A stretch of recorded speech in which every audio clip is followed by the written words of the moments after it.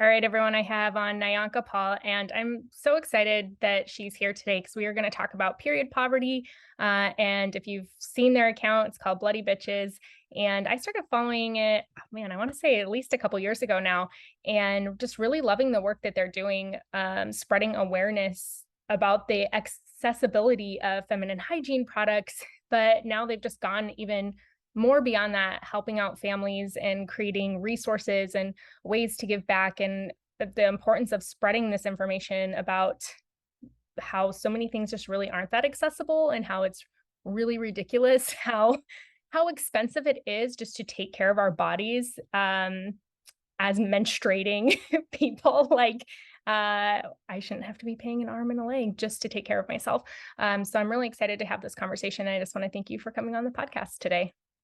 Thank you for having me. Yay. Also, I just want to preference, if there is a screaming child in the background, it's mine.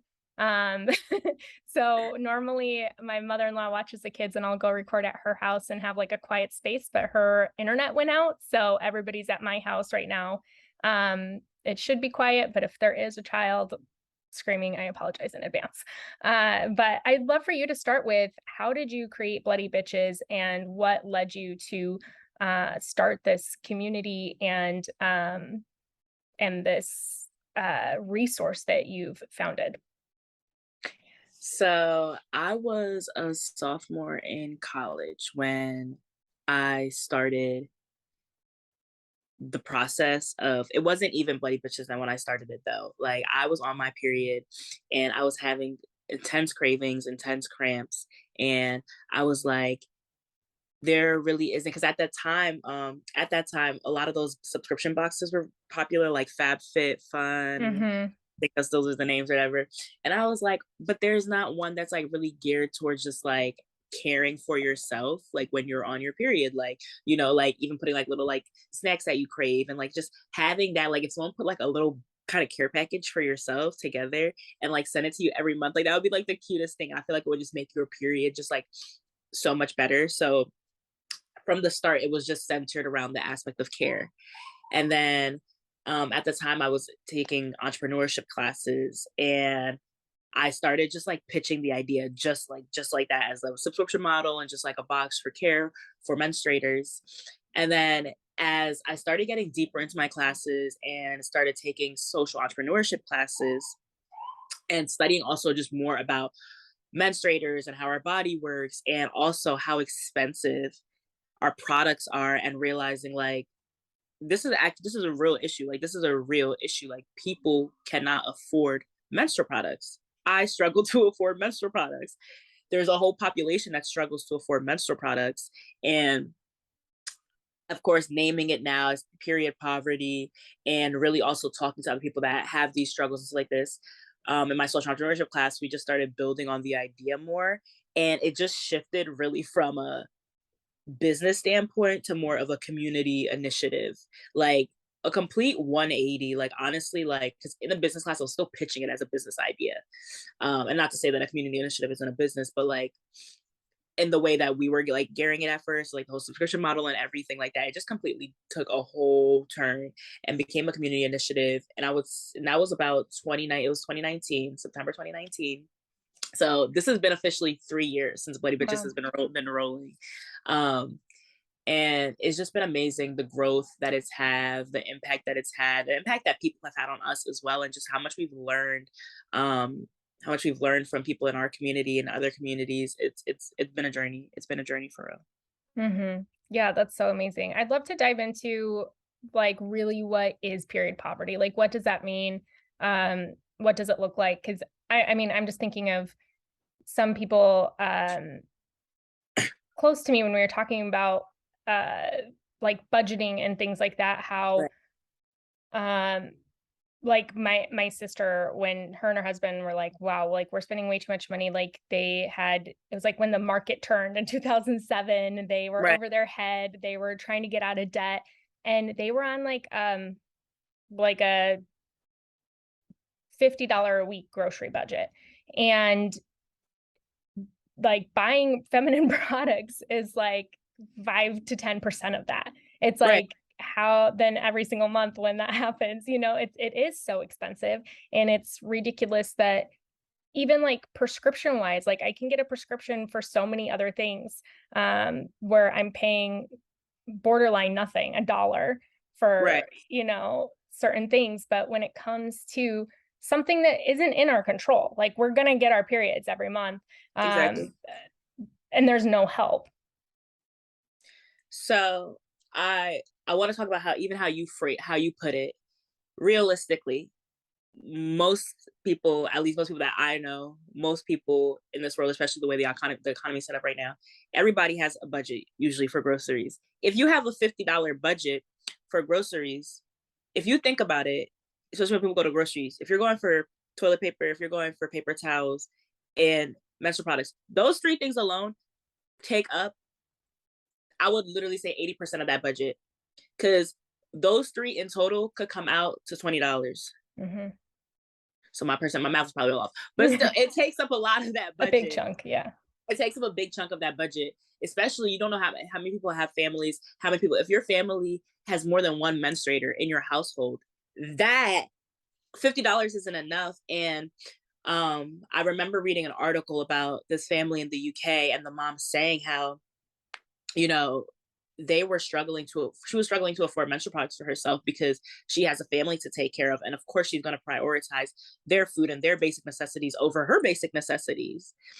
And it's like when you put things that way, and that's the thing, it's like, of course, the higher, whatever, the people in power, like they can sit here and conceptualize and make sense of everything else. Like, okay, well, we won't tax this because whatever, da da da da. We will whatever, we'll do subsidized stuff for this because that makes sense. But like for menstrual products, we're just not concerned about that. For some reason, it doesn't fit in any of their other plans that they have for the world or public health initiatives.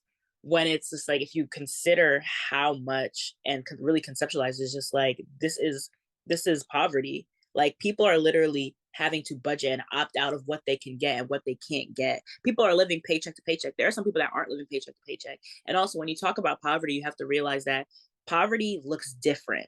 It Hmm. looks different in different areas. It looks different in different people's lives. It looks different. But we always try to like consolidate how poverty looks and put it Right. in this little box and do like one size fits all solutions. Hmm.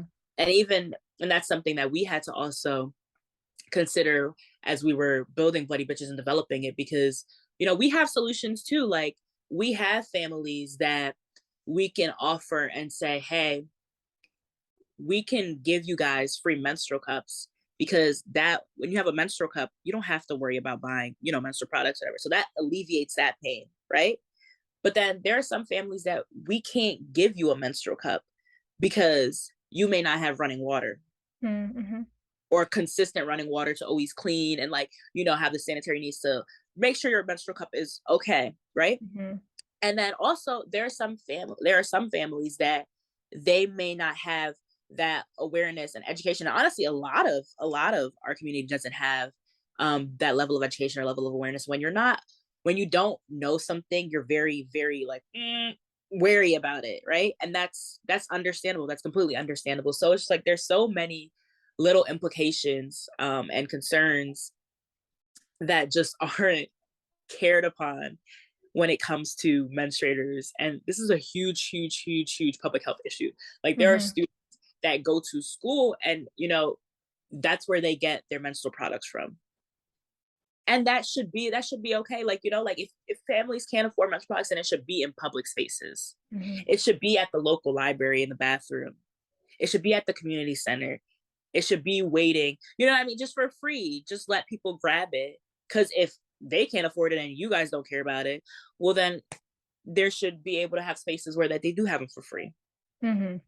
Hmm. Yeah, absolutely. That is such a good point. And I love that you brought up the menstrual cup as well, because I feel like probably some people listening would be like, well, just give everyone menstrual cups. It's like one, whatever. But I mean, even most people I know are like, ew, I don't want to use a menstrual cup. Like that's Right. weird. That's gross. So, and for me, I've been using one for a while, but it honestly took me over a year to learn how to properly use it with my body. So every single month I needed backup. It Right. wasn't just my cup because I'm like, wait, that's not in like why am I leaking? What this it took me a while Exactly. to figure out how to and it'd be super easy to give up to be like, okay, I'm not doing this. This doesn't work.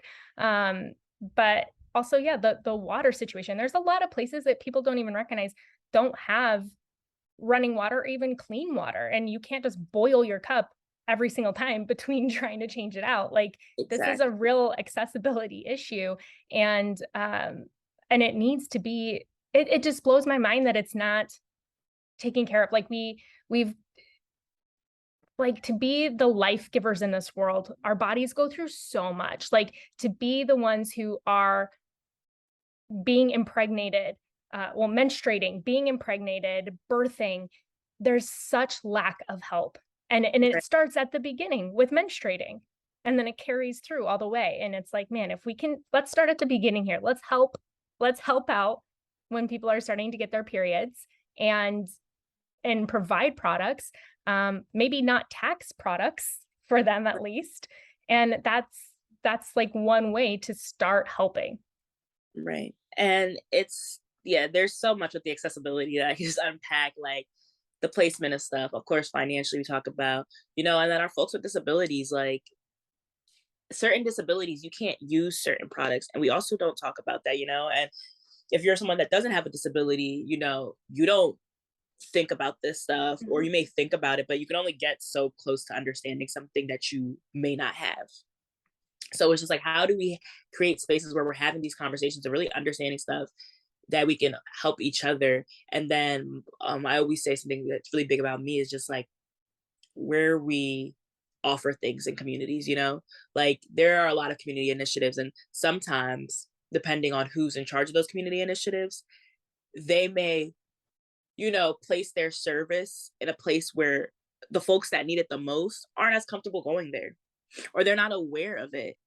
And something that our organization, we always try to do, or I wouldn't even say try, we always do, is really think about and be intentional about where we're offering our services, and also making sure that they're consistent locations, because people have routines. People have routines, and people that grow up in certain communities are very comfortable in their communities. Like this is their home, So if they're every Monday they're walking down the street and they know this is where I can pick up vegetables from, and this is where I can pick up this from. Oh, I can also get some diapers and some pads here, because this is my comfort. This is where I know I'm not going to go across town just to go pick up some free pads and free diapers. Because also, let's think about what it might take for that person to go across town. Do they Mhm. have a vehicle? Maybe not. If they don't have a vehicle, can they go on the bus? Maybe not. Like we don't know. We don't know. So it's always just like really taking the time to think about all these different realities that we have in communities, and trying our best to be there as a support and offer solutions that are practical, like that are realistic. Mhm. Yeah, that's amazing that you guys are doing that because I mean, yeah, you brought up a lot of things that I really haven't thought of, and it's good to be having these conversations because most people don't think outside of their situation, outside of their circumstance, Right. and everybody's situation is so different. Um, as of right now, do you know, does is the tampon tax still like in every single state? I know that, no, the tampon tax I know has been, um it's still in some states. I definitely know that. I definitely know that. I know within the past year, um I say within the past year and a half, that I believe a few states have gotten rid of it. But as of recently, I couldn't give you a number. I'm not like a off the top of my memory um, person, honestly.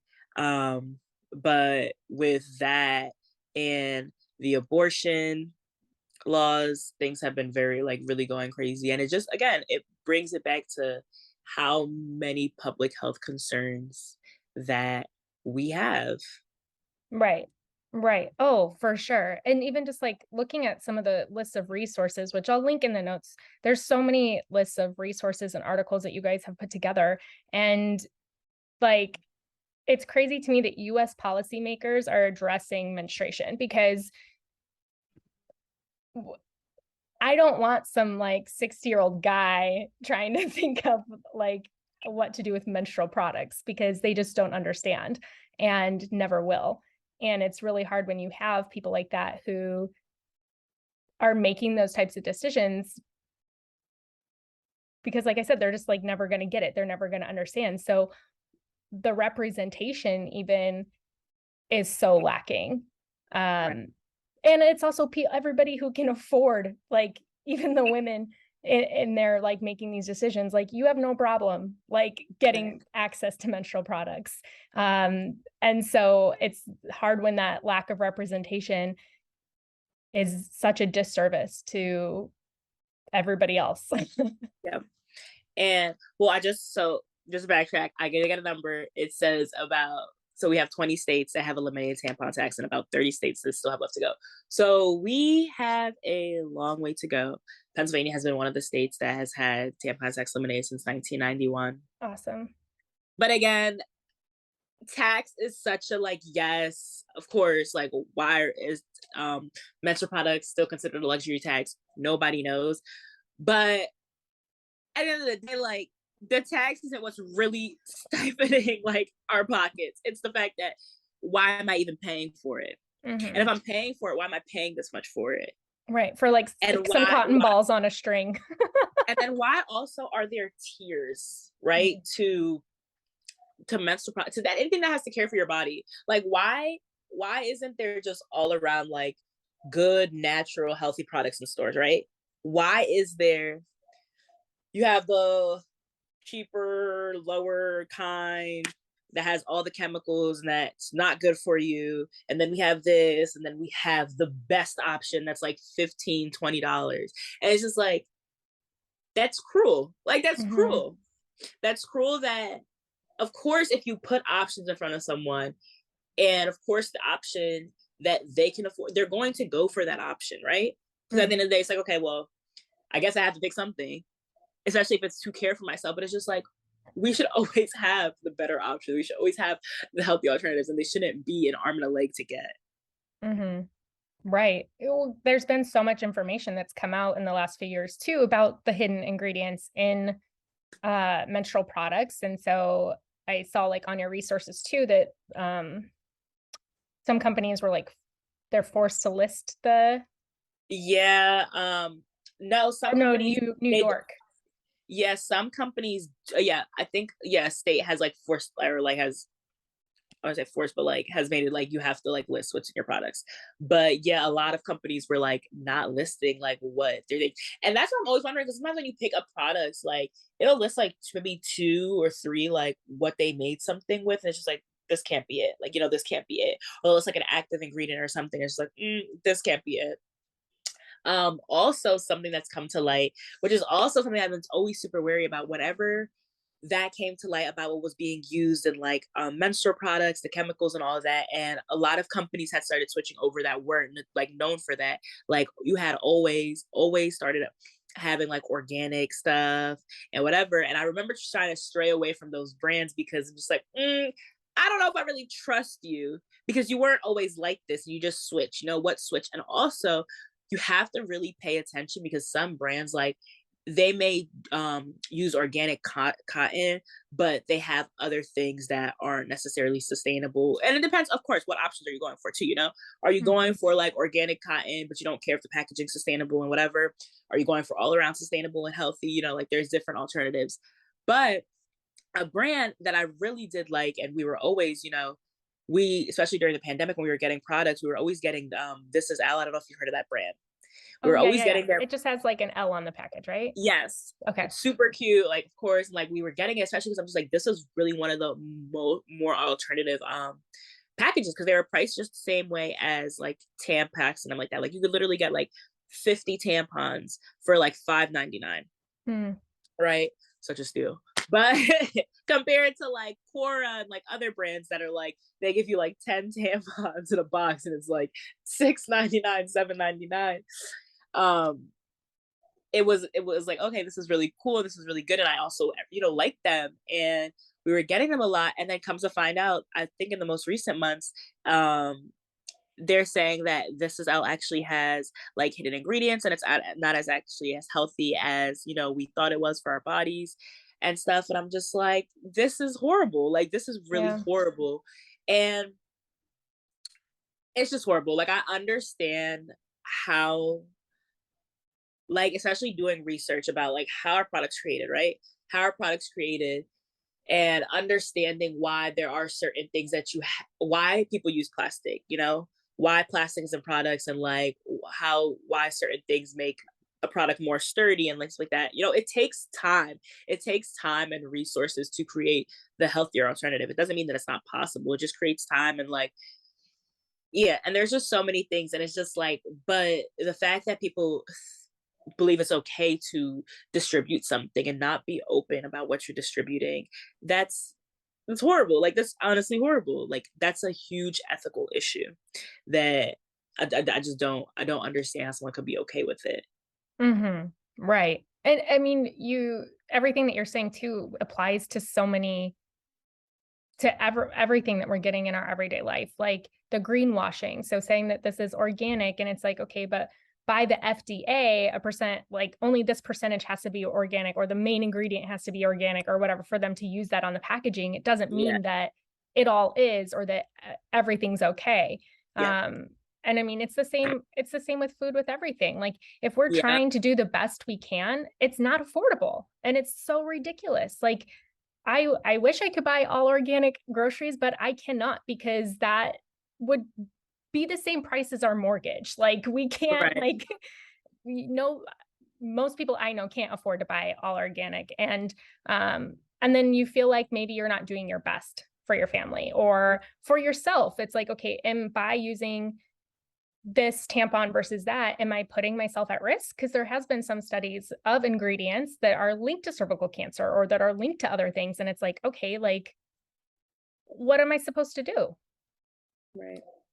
And that's why a lot like, you know, I also like I for myself, I was using for a long time. I won't even say long, like probably like a year and a half, 2 years. I was using cloth pads to even avoid having any of those issues. And I would always also tell other people like, hey, like use cloth pads. We would also give them out because of course cost wise and effective wise like it's just so much better and it's also Yeah. just like you have that control, you know, it's just like underwear, like of course cleaning and maintaining your underwear is also super important because like underwear can also get bacteria and grow bacteria, so also just making sure that like I'm taking care of like cleaning it the way I'm supposed to. But I just lost my train of thought. I hate when I lose my train of thought. I really do. It happens to me all the time, but I This always happens. um but I what was I just was saying, saying oh, nothing's accessible. Okay. yeah, people are now, you know, going back, and a lot of people I know like are really just having to take the time out to do those extra steps and like aren't, you know, are avoiding buying those things that are listed as organic in the stores. Like a lot of people are making stuff from scratch, like milk and foods and all that Mhm. from scratch. You can't even trust fruits here, which always is mind blowing. It's just like fruits literally like should be the most like purest thing in the world, and vegetables, and like they're not, at least not in America. And it always blows my mind like when I go, like if like I remember I went to Spain like years ago, and their eggs there, like when you're eating the eggs, their yolk is like orange. Mhm. Everyone's just like, yeah, like the yolk is supposed to kind of be like a like orangey hue. And I'm like, not in America. Like it's yellow. It's yellow. I don't even know why it's yellow, but it's yellow. And like the fruits and how fruits are actually supposed to look. Like I forget what fruits like actually supposed to be like green. I completely forget what fruit's literally supposed to be green, and I think they just like spray it. Mm, mhm. Yeah, Like or even just like the list of ingredients on a bag of chips in Europe compared to here. It's completely different. yeah, yeah. Everything's just completely different. And I say all that to tie it back into we're getting back into that wow, we really have to like do everything ourselves, which is exhausting. It's exhausting. It's exhausting. Like coming from the community that I come from, like I understand. Like we love like, you know, making our food and we find joy in it, like, you know, and stuff like that. But there is so much also just with family dynamics, especially in the Black community, as being a Black woman, that we take on so much. And it's just like these people that are in power, whatever you want to call them, it's like have no idea. And if they have an idea and they ignore it, whatever. But like the people that have no idea, the white people and the white men, and it's just like, do you know how much it takes to like run a family, and you have so much stuff to do, and now you have to like think about this stuff. And it's just like there's just so much constantly, so much constantly as like a Black community that we're constantly fighting and fighting and fighting and fighting, and it's exhausting and it's exhausting. And then we're always left to have to put everything together, put everything back together, and of course fight for ourselves, because who's gonna fight for you, whatever. But like it's just like, we have to consistently do the work. There is no rest, even when we want to rest. There is Hmm. no rest. And of course, for all my Black folks that may be listening, like, yes, prioritize rest if you can. Of course, I'm not saying we can't rest, but it often feels like we can't rest and it's exhausting. And as something that I was just really learning this year, um, as like running Bloody Bitches and just being like, so much of our community, like we want to take care of them, and I'm just such a caretaker, so like I always want to caretake and like support people and like do all this, and like of course like this space is to heal in, but I'm just like also like I have to recognize myself being included in that space and being part of that community that also like needs this healing and needs these resources and needs these supports. And Hmm. it's really hard. It's really hard. Hmm. Yeah. Yeah. And I think a lot of people also don't realize that, um, I guess like maybe a lot of white people that would be listening don't realize too how a lot of the different laws can disproportionately affect Black communities. And I think that that's something to be said too for people listening, if they're maybe not understanding the conversation, or when you're talking about it being exhausting and they're like, okay, well, I'm a mom of two kids, of course life's exhausting. Right. It's different when you're not being represented and when you have to stand up in different ways. Yeah. And just again, like when people sit and create laws, it's just like there's so much of human life that in our social situations that can't be consolidated and concise. Like we're humans, like it's you can't be like new, there's not nothing can be nuanced, and it's Mm-hmm. not black and white. So it's just like matters such as abortions with us, just like how can you make it's so much, it's so much. And again, it's it's very mind-blowing to me. It's very, very mind-blowing to me. And it's, again, I use the word exhausting, that it feels patronizing. Like living in this world feels very patronizing to me.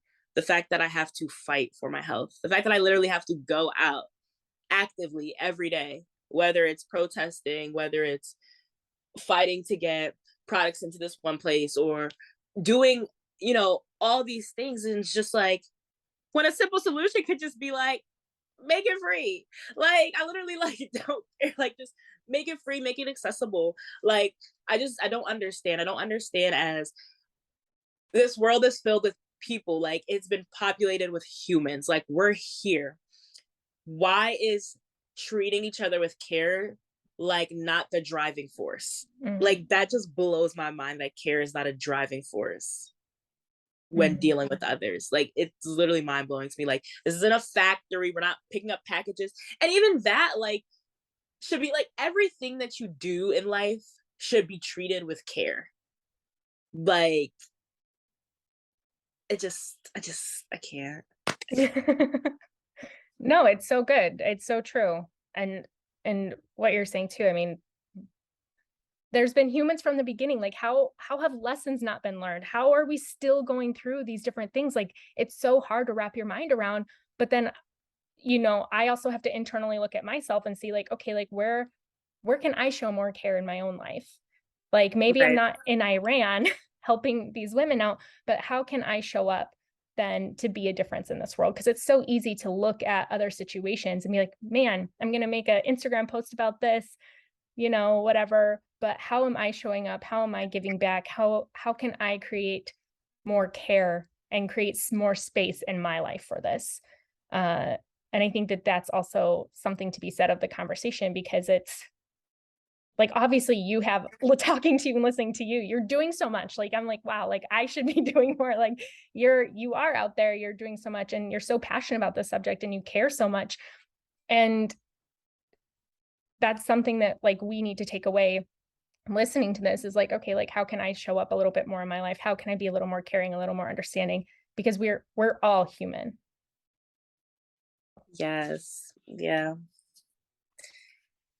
Yeah. I literally like it's a lot.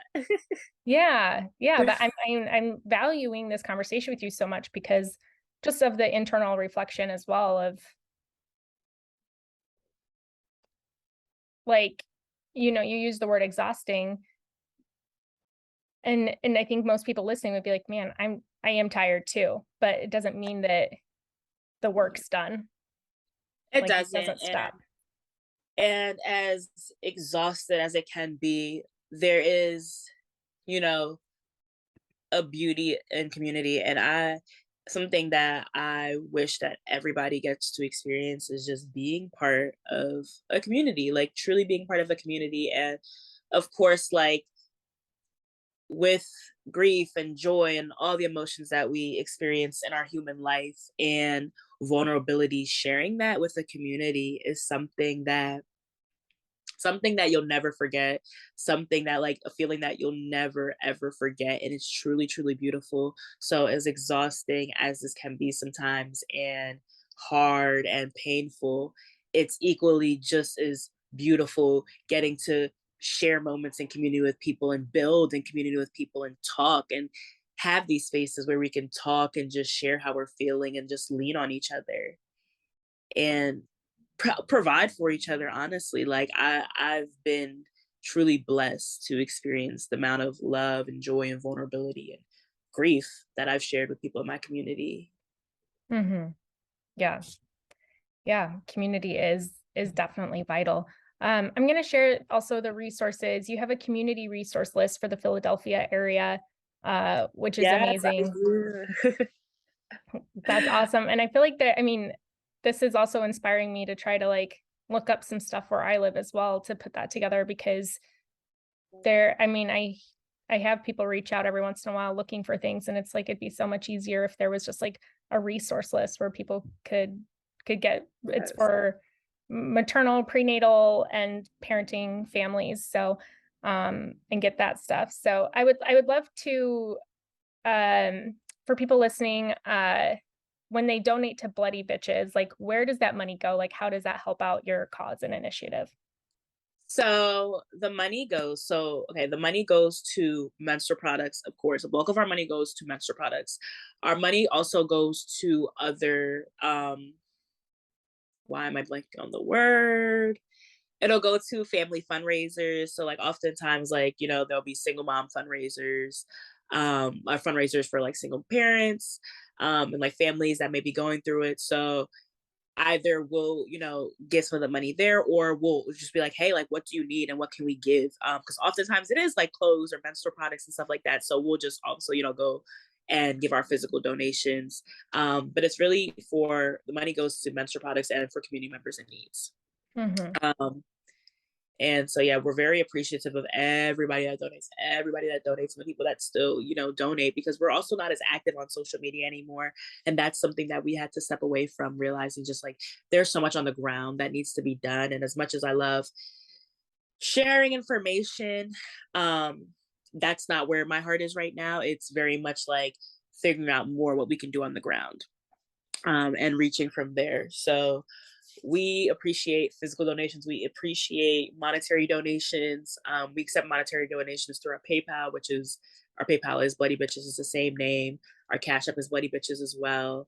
And then physical donations, people usually just message us on Instagram, or they'll email us and be like, hey, we're either doing this drive, or hey, we have so many products, or hey, I don't even use these anymore. Like, do you need them? And we figure out a way and they get them to us. And It's been a blessing to have so many people. Like it was like when Bloody Bitches, oh, we created Bloody Bitches and we're just like, hey, we need donations. It was so overwhelmingly beautiful, like how many people was like, here, here.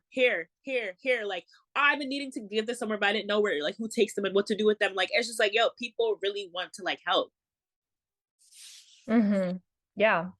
And and it's awesome that like you're giving a avenue for people to be able to help, I guess, in a way that might like feel close to them. Like it's sometimes it's hard finding like a cause to donate to that maybe you believe in or whatever. But like for me, it's like if I can donate to help people have access to feminine products, hygiene products, and like and even moms, like I'm in that season of life. So it's like I know like how even sometimes it's like just even hard, like getting everything that you need and so being able to donate to people in this similar season of life as you is a blessing. Because you do realize like that it's it's tough. So finding a cause to give back to that you believe in is super, super important. Is there any like I know you have so much going on. Like any talk of like expanding Bloody Bitches into communities in different areas? Yeah. Excuse me. I would love to expand Bloody Bitches. And I like how you said, like in different community, like I always want Bloody Bitches to stay a community initiative. And I would love to have like, I guess kind of like street teams, like in just different like cities where like someone could like really head like those initiatives in those cities and just like have our values and stuff like that. Because at the end of the day, like organization every organization runs their stuff differently, you know. There may be the same goal, but how we get to that goal is different and the stuff that we prioritize is different. And I know like being as though it's who I am and how I run things like Bloody Bitches is like the way that we run and the way that we lead things, we're very intentional. Like we're very, very intentional. And because of that intentionality, sometimes it may, at least to me, feel like we're moving a little bit um slower in terms of like, I guess, how something is executed, but the impact is always felt because it was intentional. And to grow this team, I would want those values to remain the same and put people on the team that also lead their life that way. Because when you lead your life away, it's very easy to continue to move your life and like join something and like have those same values versus like you come into a place and then you just adopt those values. Like no, I want you to have those values in you already. And then you come and it just like complements and makes everything better. And so I would love to have people like even in New York that, you know, whatever they set up like little pop-up shops or like, hey, like we're at this in front of this store on these days in New York and we're giving out products and we're doing this and stuff like that. And yeah, I would just really love to do things like that. We've had the pleasure of serving other communities though, for sure, like sending things. We this summer we were able to partner with this girl um, that lives in Jamaica, or her friend, maybe they live here, but they go to Jamaica every summer. And we partnered with them for their back to school initiative in Jamaica. And it was just really beautiful seeing. Um, and we've sent internationally before. Like this wasn't the first time, but it's definitely been a really good feeling, like seeing how many people like support us and like truly love us. Like people be like, "Oh my god, like Bloody Bitches is one of my favorite like social media pages," and I'm like, "What? What?" Yeah, I mean, when I first found you guys, I mean, I didn't know. I guess it taught me a lot. Like I didn't really think about period poverty before, and I'm like, oh my gosh, like that is, I mean, that is something, you know, like it. I hadn't really thought about it before, and I started to learn a lot through your guys' account, and then um, obviously then even like having you on, I'm like, I want to know more. And I feel like this is something that needs to be talked about. And this wouldn't have happened if I hadn't found your social media and followed you there. So I'm really grateful for everything that I've learned through you guys as well, just because it is a super important subject. And um Yeah. For everyone listening, I'll include everything in the show notes, but where can they find your account? Where can they learn more about what you're doing, and connect with you at? So you guys can find us on Instagram at Bloody Bitches, BLODDYBTCHES. I believe we do not have an underscore, but let me double check because my memory is a little wackadoo. Yep, BLODDYBTCHES on our Instagram. Our PayPal is the same, our Cash App is the same, and everything else that you need to find about us is on our Instagram. We have a link tree. It will link you to everything. It will link you to our community resource list for mothers and families. You can request products from us so we can deliver them to you because something that we used to do a lot is like just also go to like people's houses and deliver products, because not everybody can always meet you where you're at and you got to meet them where they're at. You can learn more about period poverty through our page. We have like a whole doc sheet full of information. We also dropped a coloring book this summer that we love, our community loves, and you can get a copy on Etsy. So please, please, please place your orders in on Etsy for our coloring book because those proceeds also go to help our community members in need. We have a playlist, we have our Cash App stuff. If you want to work with us, set up a call. You want to volunteer with us, everything's there on our link tree. We love the support. We love when people also just shoot us a DM too and talk with us. We love chatting with you guys. We love getting questions that we can answer. Like I love when someone like asks me something like, I'm like experiencing these kind of symptoms. Like, I gotta come on my like fake doctor hat. So please do not take my word for like professional advice or whatever like that. But I will always lead you to someone that can definitely give you professional advice. So please, please, please, please. Yeah, awesome. Thank you so, so much for coming on, and I will include links in the show notes, where everyone can connect with you, and just thank you so much for sharing your time, energy, and wisdom with us today. Of course. Thank you for having me and thank you for receiving the words that I had to say and opening the space up for me to share.